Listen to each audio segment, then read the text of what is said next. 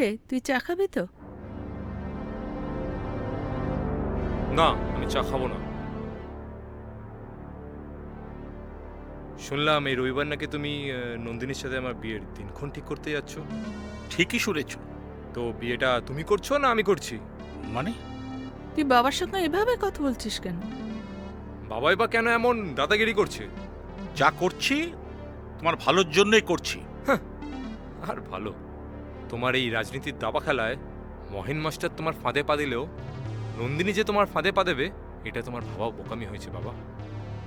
তুমি জানো কলকাতায় ওর একটা বয়ফ্রেন্ড আছে, মাঝে মধ্যে ও সেখানে গিয়ে দু একদিন থেকে আসে।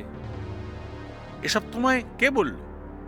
এইসব কিচ্ছের কথা সবাই জানে, শুধু তোমারই জানা নেই। ছ্যা ছ্যা ছ্যা ছ্যা ছ্যা, এ কি কুলাঙ্গার মেয়ে গো! বাবা, ভগবান যা করেন মঙ্গলের জন্যই করেন। শোনো, আমাদের রূপালীর সঙ্গে তুমি আমাদের ছেলের বিয়ের তাড়াতাড়ি ব্যবস্থা করে ফেলো, আর দেরি করো না কিন্তু।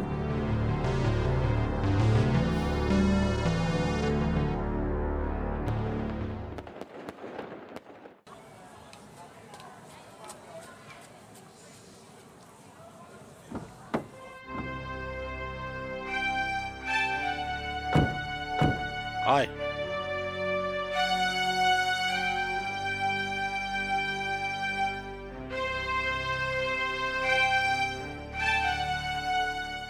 কি ব্যাপার, একেবারে সদল বলে?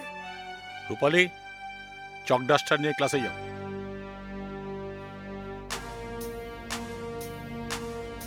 গ্রামে থেকে তোমার মেয়ে যা কেচ্ছা কেলেঙ্কারি করছে, এতে তো গ্রামের কোনো মান সম্মান আর থাকছেই না। ভেবেছিলাম শিক্ষিত মাস্টারের শিক্ষিত মেয়েকে ঘরের বউ করে নিয়ে যাব। যাক, ঈশ্বর আমাদের সেদিক থেকে বাঁচিয়ে দিয়েছে। শোনো, সামনে ইলেকশন, পার্টি ফান্ডে 25,000 টাকা দিয়ে দেবো। কদিনের মধ্যে ওরা এসে নিয়ে যাবে, ঠিক আছে? মনে রেখো। এই আয়।